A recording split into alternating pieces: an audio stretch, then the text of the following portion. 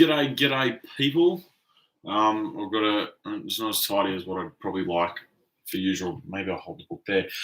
Is Robin Hood evil? Now, this is another section from this book, and I found it very interesting as a take when you're sort of looking at the things that are happening a lot in the world at the moment between capitalism and socialism and this massive divide of governments just wanting to give everything away from free and this talk about tax the rich, like AOC, right? Classic.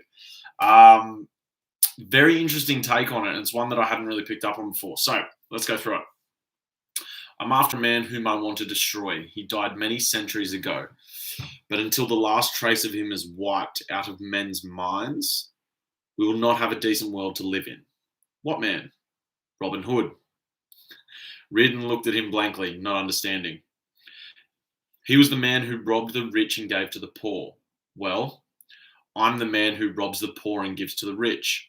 Or, to be exact, the man who robs the thieving poor and gives back to the productive rich. Which I think is a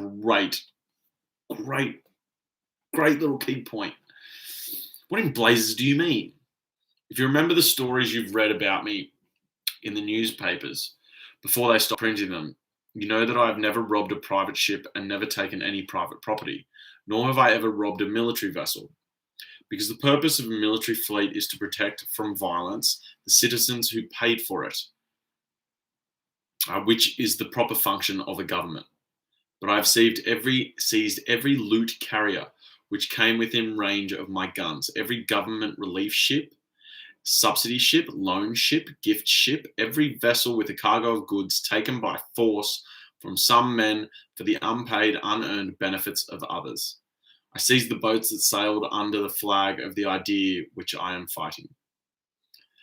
The idea that need is a sacred idol requiring human sacrifices, that the need of some men is the knife of a guillotine hanging over others, that all of us must live with our work, our hopes, our plans, our efforts, at the mercy of the moment when that knife will descend upon us, and that the extent of our ability is the extent of our danger, so that success will bring our heads down to the block, while failure will give us the right to pull the cord.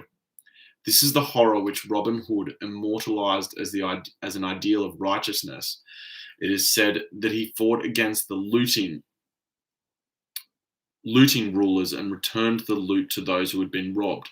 But that is not the meaning of the legend which has survived. I think this is key. This is where you sort of look, okay, cool. Is he actually bad, or is just what it's been turned into bad? This is the horror of righteousness. He is remembered not as a champion of property, but as a champion of need, not as a defender of the robbed, but as a provider for the provider of the poor. He is held to be the first man who assumed a halo of virtue by practicing charity with wealth which he did not own, by giving away goods which he had not produced, by making others pay for the luxury of his pity. He is the man who became the symbol of the idea that need, not achievement, is the source of rights, that we don't have to produce, only to want, that the earned does not belong to us, but the unearned does. He became a justification for every mediocrity who, unable to make his own living, had demanded the power to dispose of the property of his betters by proclaiming his willingness to devote his life to his inferiors at the price of robbing his superiors. It is the foulest of creatures, the double parasite, who lives on the sores of the poor and the blood of the rich. Oh, so true! Whom men have come to regard as a moral ideal. And this has brought us to a world where the more a man produces, the closer he comes to the loss of all his rights, until, if his ability is great enough, he becomes a rightless creature, livid as prey to any claimant, while in order to be placed above rights, above principles, above morality, placed where anything is permitted to him, even plunder and murder, all a man has to do is to be in need. Do you wonder why the world is collapsing around us? That is what I'm fighting, Mr. Reardon. Until men learn that all human symbols, Robin Hood is the most that of all human symbols, Robin Hood is the most immoral and the most contemptible. There will be no justice on earth, no way for mankind to survive. Okay, right. Now there's more to it, and I'll go on in a sec. But I just think that's because as a kid you watch the Robin Hood stuff, right? And I used to love Robin Hood. I thought the idea was cool. It's like cool, like he's helping people. He seems to be serving. Um, but again, the idea of him taking from thieves, like looters, people who have stolen things that don't belong to them, and acting like they're entitled, is missed. And the idea that he's taking from rich people and giving to poor simply because they're poor, not because they've produced anything, simply because there's a need, is what's perpetuated. And that's essentially socialism. And it's crazy. It's taking from people who are producing, people who are creating stuff, and saying, doesn't matter what you're doing, doesn't matter what you're producing, doesn't matter what you're creating, we're going to take it because the need of society is more important than what you're actually doing and what you're creating. And so you're not entitled to what you're creating. What you're creating, you don't get to have a share in that. It goes to everyone. And I just think that's astonishing. It makes effort irrelevant. Why would you try it? Why would you? You want to be better and you want to succeed and you want to do these things because there's perks and there's benefits and accolades that come with that effort and those results that you get, not because everything that you work for then gets taken from you. That's it's not really much of a driver to kick on and keep doing a lot, right? So I think this analysis of Robin Hood is actually really spot on. And I'm looking at even the Disney movies, like the Disney Robin Hood. I used to love that movie because it was the fighting and he's rescuing the damsel in distress, and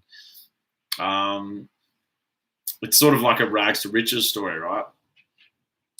But they present it in a way that's pure socialism. It's just training kids to sort of take that idea on board. Very, very interesting. But this is a brilliant take on it. So let's keep going. Read and listen, feeling numb. But under the numbness, like the first thrust of a seed breaking through, he felt an emotion he could not identify, except that it seemed familiar and very distant, like something experienced and renounced long ago. What I actually am, Mr. Reardon, is a policeman.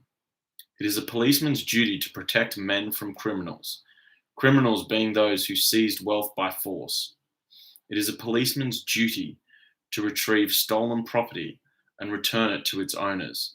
But when robbery becomes the purpose of the law, and the policeman's duty becomes not the protection, but the plunder of property, then it is an outlaw who has to become a policeman. I have been selling the cargoes I retrieved to some special customers of mine in this country. So I'm just going to go over that policeman thing because, especially in Australia, with a lot of the things and the police state that we're sort of living in now, and this, I don't know, insanity by the government. I don't really blame the government for it happening. And I don't blame the police anymore. Like it's stupid. It shouldn't be happening. But I genuinely, I just don't. They've been allowed to do it. They've been allowed to do it by people not standing up. And it's like this foot in the door method. It's a sales technique, and it's got to do with psychology. It's like, okay, cool. We're going to ask you to do one thing, and you prove it. Like it's proven through sales and psychology. It's foot in the door technique. If you want to check it out, you ask someone to do something simple, and that's why when you go to websites and they ask for your email address, if you want to get a free report or a free book or whatever, you're like, oh, it's only an email address. Cool, sweet, easy. So it doesn't seem like a big deal. And then what they do is they start hitting you with other offers, and they're giving you information. Usually, that's what they should be doing if they're doing it ethically. They're not just demanding that you pay for something or whatever, or extorting you or anything like that. But it's a method that's used. If you can get your customer to say yes to something small, they're more likely, far more likely, to say yes to the bigger sales items or high ticket items that you might be selling to them later on. And this foot in the door method that sort of happened in Australia, it was like, oh, we're just going to lock you. You've just got to stay in your house for 2 weeks so that we can flatten the curve. That was the first thing. And with fear being the driving factor, because, everyone believed at that point, you didn't know how deadly it was. You didn't know how bad it was going to be. But everyone said yes. And everyone complied. And the fact that your business, your freedoms, your right to travel, maybe it's not a right. I don't think they're rights. I think they're privileges. And if you want a privilege, you've got to bloody earn it. Privileges aren't just handed out, although they're trying to do that now. And in this country, people haven't really fought on this land for those privileges and those rights. It's taken for granted.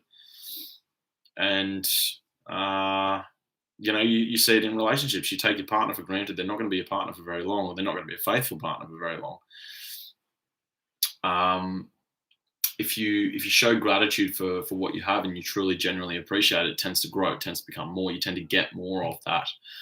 But what's happening in this country, I believe, and the reason that we've got to the place that we are right now is because there's never really been a strong resistance to what's happening. And some of the stuff on the weekend that I've seen, like this 70-year-old lady bowled over by cops, charging through, smashed her, cracks her head on the ground. And then you've got 2 police officers spraying her with pepper spray while she's got a broken hip on the ground, like completely defenseless. Only cops around. No one else is charging through. She wasn't a danger to anyone. That's the police are no longer. They're not the people that are enforcing the law or there to protect people anymore. And this is where you can see, and this is why I find this book fascinating, because there will be people that have the ideas like you pay for the police for exactly what this says. They're there to protect you. They're there to protect your property. They're there to, if something's stolen, they're there to help you reclaim that back. That's their role. And so many people's businesses, livelihoods, freedoms, all those things have been stolen. And the police are acting as the foot soldiers for the tyranny that's driving it. And I clearly don't agree with it. It's definitely not about health. But I don't really condemn the cops. They've been allowed to do it. People haven't stood up. You didn't catch it early. So they just keep doing these little things. It's any oppressor, any abuser of people, if you let them talk to someone, and there's a lot of them that have been in a domestic violence issue. You see how it starts. It starts with yelling. It starts with, and then there's always blaming. It's always the victim's fault. It's like, no, it's your fault. You said this, you did this, and that's why I did this. If you hadn't have done this, this wouldn't have happened. It's your fault. So you make the victim feel guilty. And they're like, oh, look.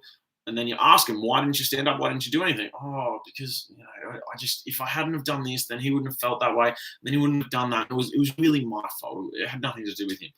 And yeah, I think it was their fault, but not for the reasons that they think in that instance that it was. And the oppressor, then as soon as they get a little bit of leverage, they're like, oh, okay, cool, sweet, we'll go further. It's like a kid. You don't discipline kids. They're shocking. You don't discipline dogs. They're shocking. And I'm not saying kids and dogs are the same. But when it comes to discipline, if you try keeping, like I've got a Rottweiler, if you try having a Rottweiler like that, a dog like that, and you don't discipline it, and you don't give it clear boundaries and clear guidelines, this is the way it's going to be. This is what's going to happen. If you step out of line, bang, you're going to cop it. If he's not clear on those boundaries and those guidelines, it's going to be chaos. And he is the best dog. Like, he's such a good dog, but he has incredibly, incredibly clear boundaries and guidelines. And if he steps out, if he acts out, he bloody knows it, and he knows it fast.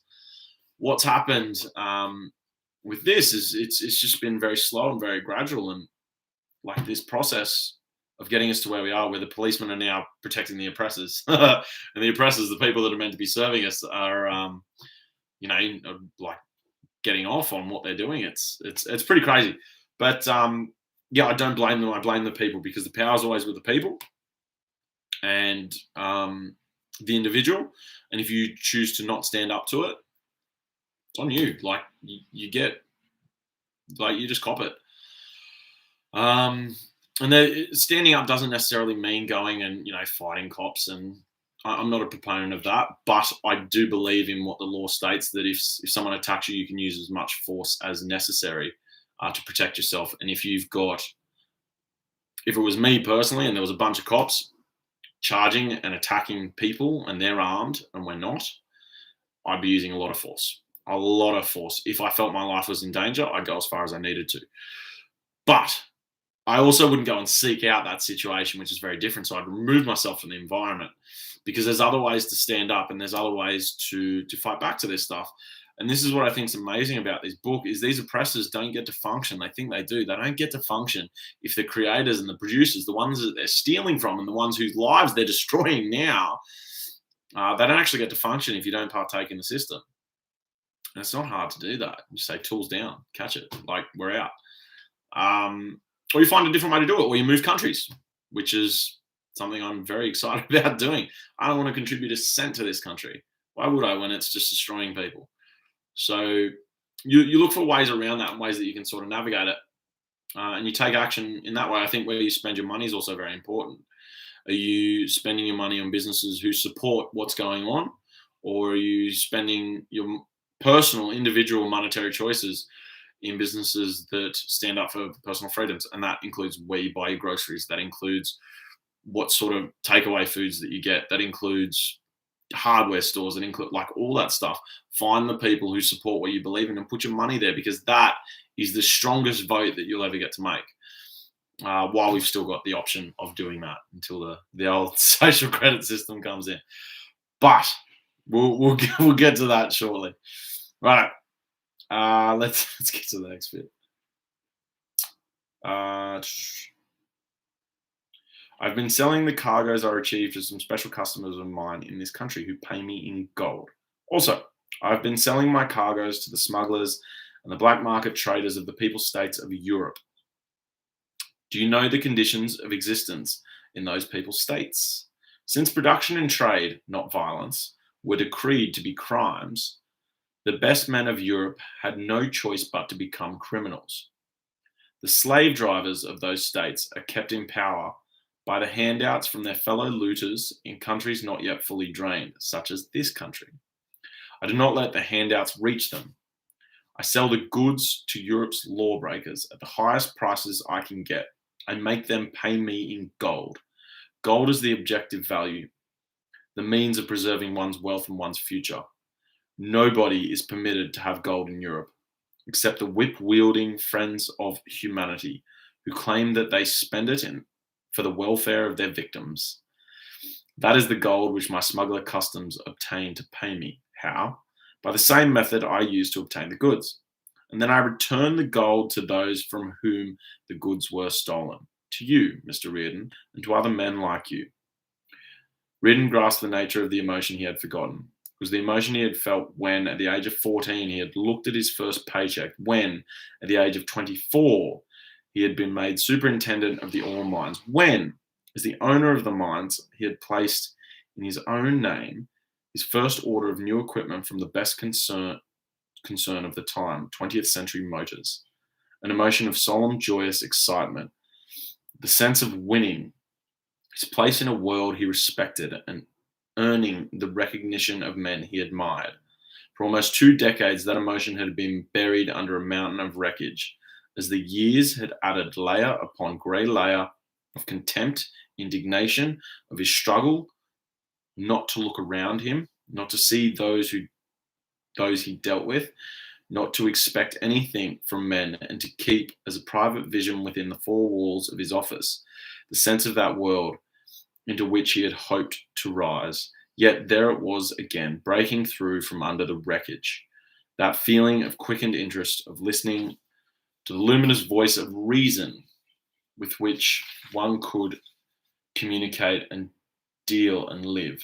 But it was the voice of a pirate speaking about acts of violence, offering him this substitute of his world of reason and justice.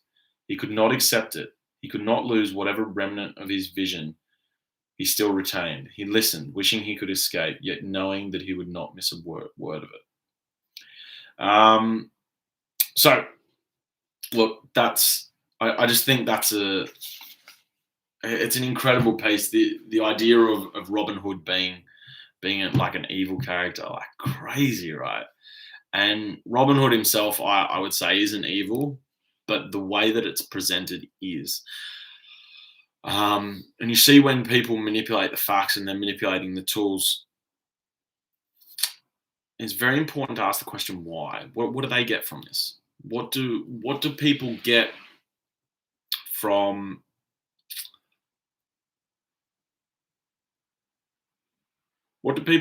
demanding that other people live in the way that they deem as best? What do people get from telling millions of people you're not allowed to leave your house anymore?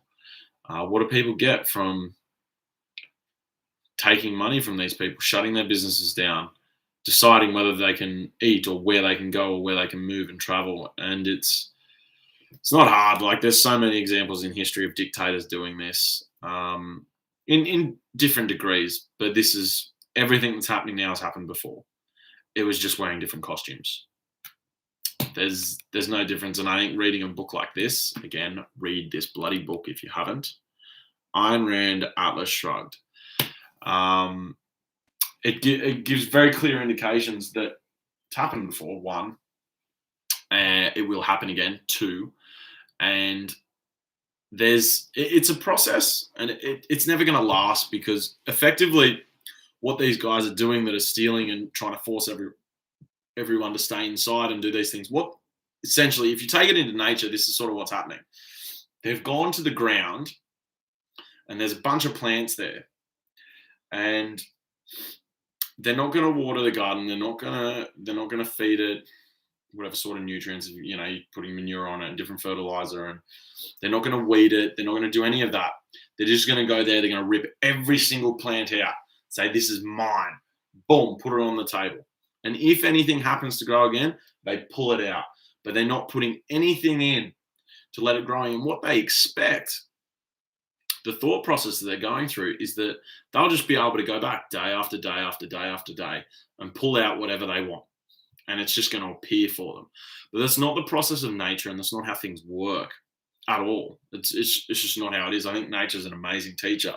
When you observe it and look at how things function, you find that everything actually works really well with each other. And if something tries to do essentially what they're doing, eventually it'll be eliminated, because one of the strongest principles for life is, if you're not growing, you're dying. And in order to grow, this is the crazy thing. In order for you to grow, you must be contributing to something else. So if you look at a tree growing, I love watching these trees, and I've got this tree here, and it's got. Let's see if I can show you. All right, let's have a look. So I don't know if you can see that. See there, and on that tree, it's got like these plants growing off it, and that it's like a separate plant, but it's growing up the tree. And I think that's an amazing metaphor for it, because you could look at it, you can see plants growing like that and be like, is it like trying to take all the nutrients from the tree, or what's sort of happening there? How it's working? And you look at the vine grow up and around the tree. It's sort of like a snake curling around the tree, and you're like, oh my gosh, are you like trying to? That's my 3D printer. Are you trying to? Is it gonna take the nutrients from the tree? Is it gonna kill it? Is it adding to the tree? What's the sort of go? And it's not like it's growing up the tree, and it's using nutrients that are from the tree, and it's like absorbing that and using it to grow itself. How is it contributing to the tree?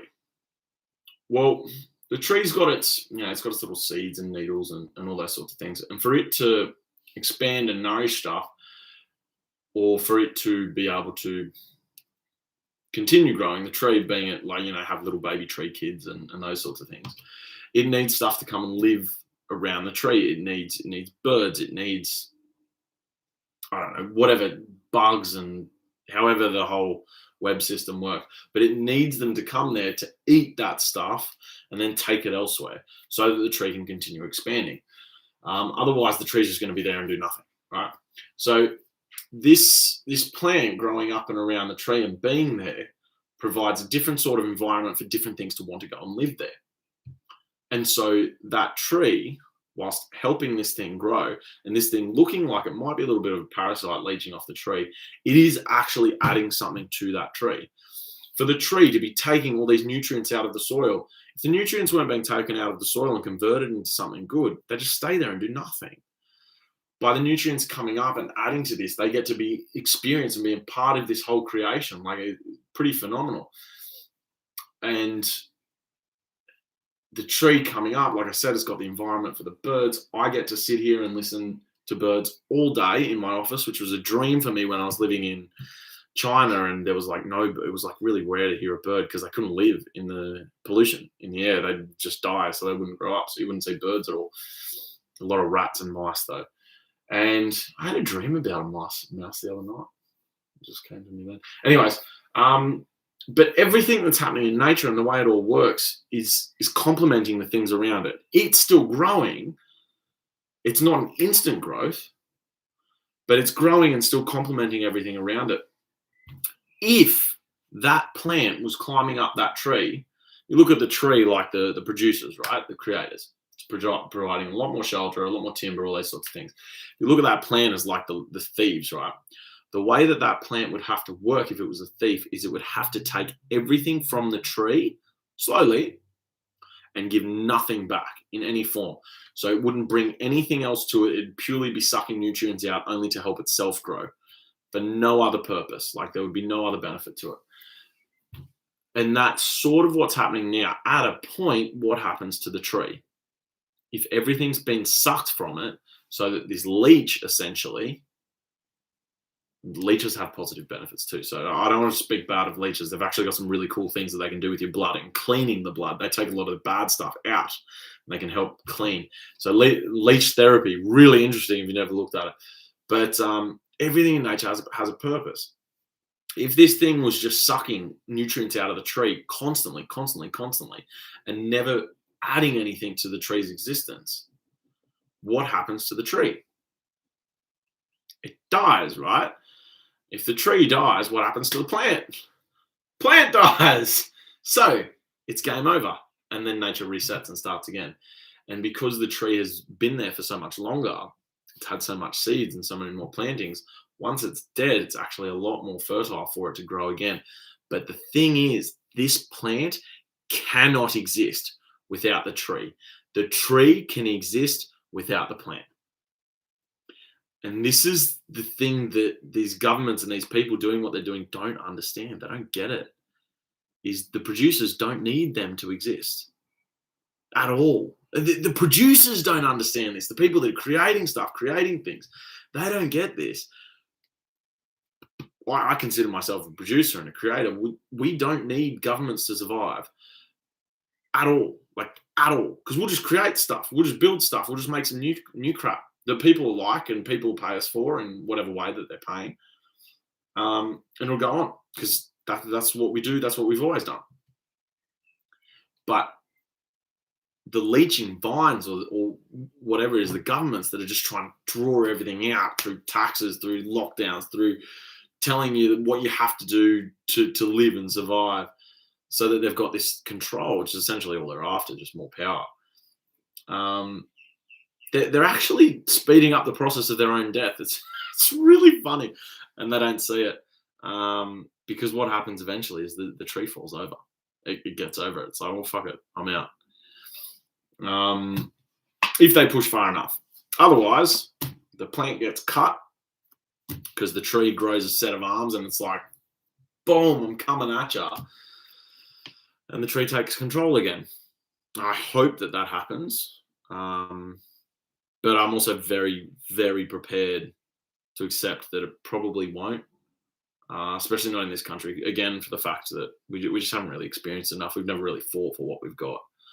And I don't actually think we've earned it, funnily enough, myself included. So, yeah, what we're going through now is probably fair. It's part of nature. We've let too many weeds grow. We've got too many stuff, too many things trying to choke the foundation, the thing that keeps everything growing. And it's been allowed to happen. So It's a cleansing process. It's part of nature and it's part of the process. So just really interesting. But it is nice reading these books and getting a bit more understanding about it, studying history, and then because maybe you might not be the tree, right? Because I wouldn't consider myself the tree, and I wouldn't consider the plant climbing on me, but maybe I'm just a little branch. Um, and I want to grow and I want to get bigger and do all those things, but I'm not going to be able to stop the plant growing up. I'm not going to be able to, really decide whether the tree stops or not. I'm just a little branch. So what can I control? I can purely control how I grow myself and how I produce. And maybe instead of growing in a direction that's favorable for this plant to come up and choke you, I pick a new direction. I'm like, okay, cool, I'm going to weave this way because you don't like wrapping down. So I'm going to go down and then up. You just pivot. You control what you can control, and that's part of this stuff for me. It's part of the reading. It's a course I'm doing at the moment, which is really good for that as well. Just clearing up the thoughts. And I think if one of the biggest problems I realized for me over the last couple of days is I believe my future wasn't in my control. But what is your future? Future is just a reality that will happen later on, right? So what creates your reality? And your reality comes through your perception. Every single person's reality is different. And if where does your perception come from though? What shapes your perception? How does that get formed? And that gets formed through different beliefs and actions and things that you do and undergo. And I think the main one is, so we then come back, okay, cool. So I'm not in control of my future, but where does that come from? It comes from a belief. What's the core belief? Why do you think you're not in control of your future? Well, what's your future? Future is a perception of reality. How do you change your perception? Just have a different bloody thought. And if I realize I'm not a big fish in the pond, not yet. Will be, but for me to sort of look at what I can shape in that now, it's just like, all right, cool.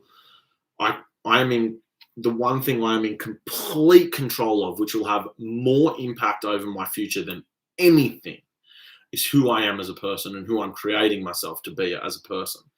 So things that I'm in my physical health, I am in complete control over that. Not one person outside of me controls my physical health in any way.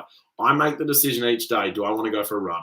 Do I want to do push-ups? Do I want to do weights? Do I want to train? Do I want to exercise? Do I want to push myself till I feel like I'm about to die so that I can get bigger and get to a shape that I like and get fitness and strength? That's something I'm in complete control of. And that's part of who I become because that develops this mental strength. Okay, cool. When things get tough, you keep pushing. You keep going. You do not stop. So let's go. Let's go. Let's find new levels. Let's make ourselves bigger. Let's make ourselves stronger because it's reinforcing this mental thing, which is so much more important than anything else. Anything else. The money, the businesses, the people, it doesn't matter. This is key. Okay? So physical health, big one. What are your standards? What are your qualities as a person? What are your values? What do you find to be most important? What do you know? What's your knowledge? How can you grow this? What can you learn? What are some more things that you can do?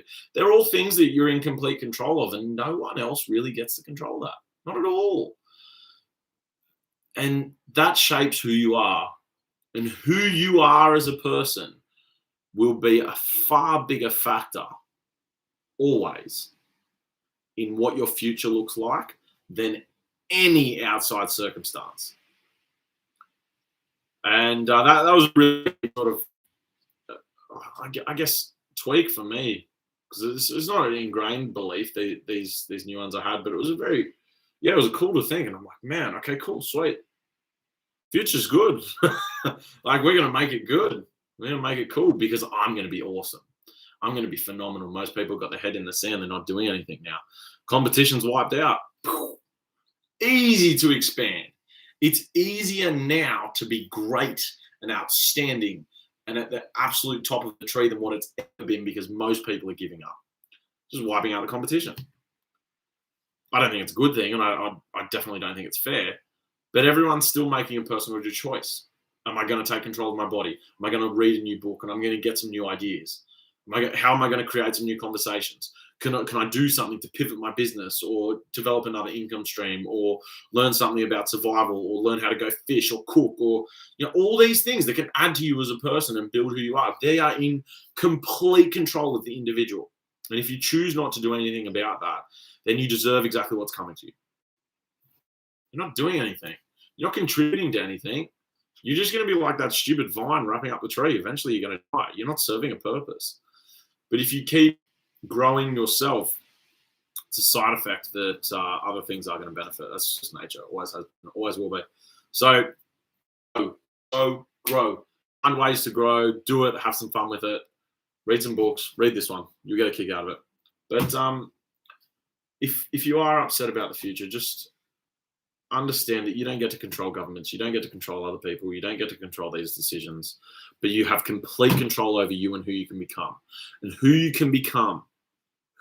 become will be more important for the future that you experience than anything else. So go and make yourself awesome. See you on the next one.